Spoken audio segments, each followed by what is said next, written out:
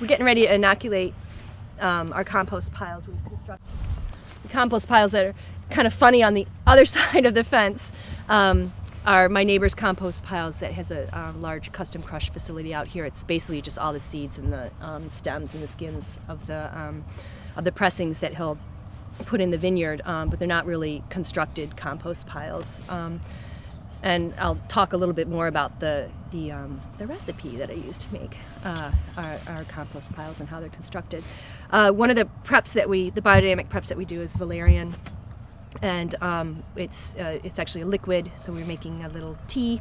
Very unremarkable because there's such a small amount in this gallon of water that it just looks like water. It smells great though. We stirred this for about half an hour in order to aerate it. Funny things, with Rudolf Steiner's, he said, oh, you have to stir one way and then you have to stir the other way, and that's part of the religion question that you ask. Well, the reason that we're stirring this is to introduce oxygen into this tea, and when you stir it one way and then here you go stir another, you can see how the oxygen, the big bubbles, causing some big bubbles to go in there. So you're basically just introducing, giving it a really nice little oxygen hit. That's part of what I was talking about, where it's not religious. Science is explaining all of this. You need a little bit of oxygen in there for some of the beneficial microorganisms to bloom a little bit. So same, just like aerating a wine. Why do we decant wines? Many times is to introduce oxygen into the wine. Well, we're introducing oxygen into our wine right now, but it's going into the compost pile first, going into the ground, coming up through the vines, and turning into wine. So we're actually growing wine as we're speaking right now, and oxygen is very important for wine. Okay, done.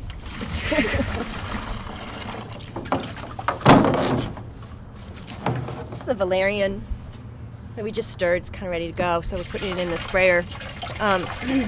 We took a little bit of the valerian out, and we'll put that kind of directly in the compost pile where the rest of this valerian gets sprayed on top. Valerian just kind of speaks of the coalescence of a lot of the preps that we're putting in, and sort of helps, I guess if you would say, seals the compost pile at the end. Ask 10 farmers the same question, you get 10 answers, and your solution is going to be the 11th. So when do you inoculate a compost pile, for goodness sake? Some people say when it's halfway built, do the inoculation, then finish building it, let it compost over a year. Other people say, no, don't inoculate it till the compost is composted for a year, year and a half, and it's actually turned into usable compost ready to spread. You're going to get all different kinds of answers. I sort of know my compost piles, and I think it's a good time to inoculate them now when we have finished building them. I make my compost piles of about 40% horse manure. You can see the horse manure here. It's kind of falling out the bottom, and see, it kind of like knocks apart there. And all of the grape skins and seeds and stems that have come out, and the horse manure has a little bit of pine shavings in it. It looks like a lot of pine shavings. Actually not. They're just really fluffy, and they kind of stayed on the top, and some of the manure dropped out. At 7 o'clock this morning when I was out here getting ready, some things, these look like little volcano piles steaming, which is really beautiful. This one is particularly active for some reason, and I guess Mount Vesuvius is ready to blow here.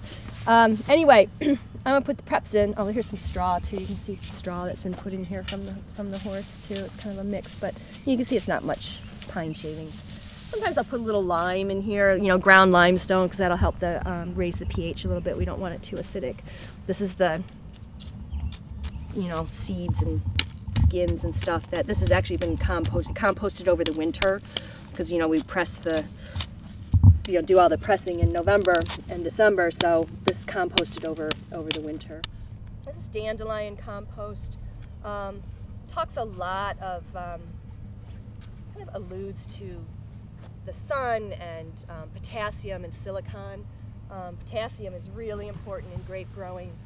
Next is nettle, and traditionally the nettle has a lot to do with potassium and iron, calcium and sulfur, and sort of similar to the valerian, kind of the commingling of all of those things, and being able to bring all of these different elements I'm talking about together as part of your pile. Next is chamomile, and that also speaks of calcium and sulfur. You never want your compost piles to get dry. You don't want them to be too wet. You got to make sure they don't get too hot. If they're getting hot, you need to kind of move them a little bit. This is probably fine. We're probably, if the spring starts to get a little warm, which I'm not quite sure what it's going to do yet this year, we'll turn these so that we just let off a little steam, because you don't want to kill your microorganisms. So you want to make sure that it's just sort of at, lukewarmish. And it's a cool morning, so you're seeing the steam. It could be, this compost pile could be at, 50 degrees, and it's, 38 out this morning, and it's going to be steaming. But you don't want it to be steaming when it's 60 out. You know that you're in trouble. All right, this is the yarrow, and we're at the end of it, right? I got out. I'll make sure I didn't skip something. Yeah, this is the yarrow. I'm kind of coming around the back here. And yarrow is kind of about sulfur and potassium. Yarrow, is a flower. Again, there's 3 flowers: the chamomile, the yarrow, and the dandelion. And of course, the valerian makes a nice tea too. Oh, that's a good hole. I kind of get that down in there. And then we're just going to cover them up.